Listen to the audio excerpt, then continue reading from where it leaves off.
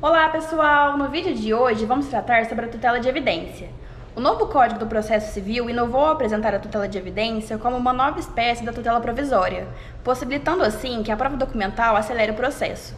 Em certas demandas judiciais, a comprovação documental é suficiente como meio comprobatório para indicar que a tutela sobre aquele direito poderá ser antecipada.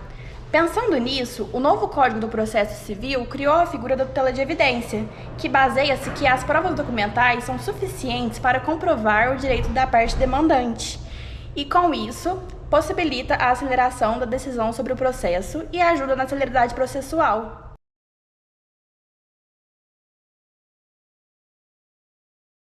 A tutela de evidência nada mais é do que uma espécie de tutela provisória, que nela não há urgência.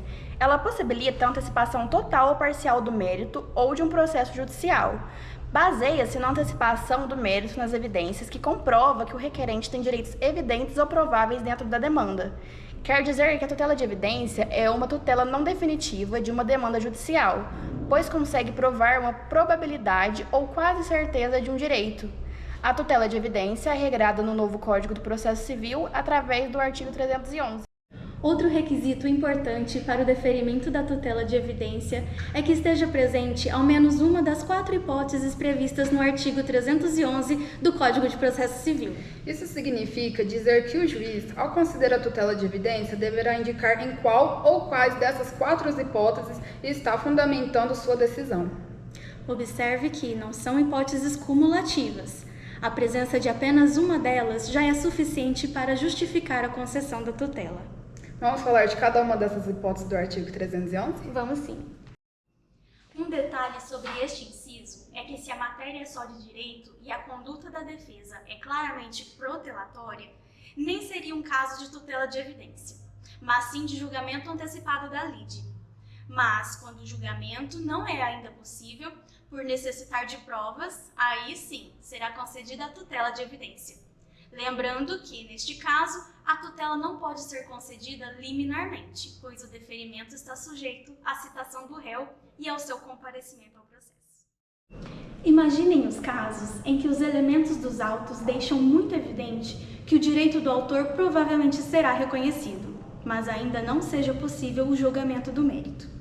Não seria injusto, assim, permitir que o autor continue arcando com os prejuízos pela demora do processo? Pois o inciso 2 do artigo 311 vem em socorro a este tipo de situação, desde que sejam preenchidos 2 requisitos cumulativos.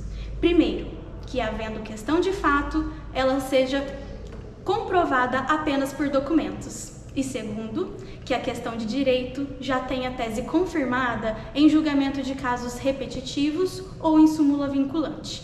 Também são permitidas, nesse caso, teses firmadas pelo STF sobre controle abstrato de constitucionalidade, ou teses previstas em súmulas dos tribunais, independentemente de caráter vinculante e até de teses firmadas em repercussão geral.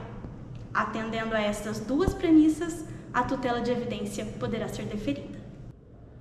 O inciso 4 traz mais uma vez a ideia do fato documental. Só que agora tenho o que vou chamar aqui de defesa fraca, pois eu não preciso ter ali uma súmula vinculante ao meu favor, mas basta que a parte contrária, quando foi fazer a sua defesa, deixou de opor provas para suscitar dúvidas. Além disso, na petição inicial, deverão constar provas documentais suficientes para embaçar a pretensão do autor. Desse modo, o juiz poderá conceder a tutela de evidência. Mas atenção, é importante ressaltar que existe aqui uma linha tênue que separa a probabilidade elevada do pedido do autor ser procedente e certeza de que o pedido do autor é procedente. Pois, se já foi encontrada a certeza, então não será um caso de tutela de evidência, mas sim julgamento antecipado.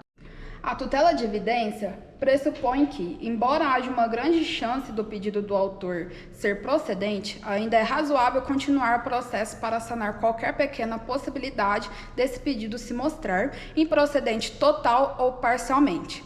Estas foram as hipóteses do artigo 311 do Código de Processo Civil. A tutela de evidência é deferida em consignação sumária, em qual o caráter provisório. Na primeira, não é possível garantir que o autor será vencedor da causa. É possível que o réu tente deferir a causa a seu favor, protelando. É também possível que o juiz mude a sua decisão em qualquer momento, por causa de documentos apresentados pelas partes. Pode haver ainda mudanças a qualquer decisões dadas pelo juiz, alguma evidência e requerimento. Também é possível que o juiz mude sua decisão a qualquer momento, por causa de documentos apresentados pela parte. Pode haver ainda uma mudança da decisão dada pelo juiz em alguma evidência do requerimento. Principais diferenças entre a tutela de evidência e a tutela de urgência. Como já abordado, sabemos que essas tutelas são espécies da tutela provisória. E com isso, devemos elencar algumas das principais diferenças entre elas. A tutela de urgência, como diz no próprio nome, trata-se de um caráter urgente em antecipar os efeitos do direito da parte, e caso não seja deferido, poderá causar riscos ou dano aos efeitos não antecipados. Enquanto a tutela de evidência, não há urgência, podendo ser comprovada apenas por meio de documentação comprobatória dos direitos e fatos para sua concessão. Vamos falar um pouco sobre responsabilidade civil nos casos de tutela da evidência. O CPC previu a responsabilidade civil do autor pelos danos que causar em decorrência da efetivação da tutela provisória, cautelar ou antecipada na forma do artigo 302 do CPC. Não há previsão equivalente em relação à tutela da evidência, mas mesmo ela pode ser revogada ou perder a eficácia. Em caso de improcedência do pedido, a possibilidade de isso ocorrer é muito menor do que em relação às tutelas de urgência, porque a evidência pressupõe maior probabilidade da existência do direito do que a exigida para o deferimento dessas. No entanto, mesmo a tutela de evidência e provisória é emitida em cognição sumária. Embora menor a probabilidade de revogação ou perda da eficácia, não se exclui por completo essa possibilidade, e nesse caso não haverá razões para que se exclua a responsabilidade do autor pelos danos que possam ter advindo da efetivação da medida.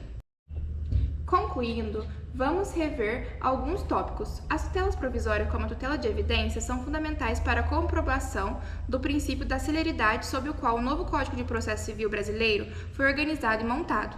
A tutela de evidência possibilita a celeridade processual, por antecipar a tutela da parte. É praticamente indiscutível dessa forma. O novo CPC inovou ao apresentar a tutela de evidência como nova espécie das tutelas provisórias, possibilitando que a prova documental acelere o processo e, ao mesmo tempo, que a protelação seja punida com a aceleração da decisão sobre o mérito da demanda. Obrigada por assistir e até a próxima!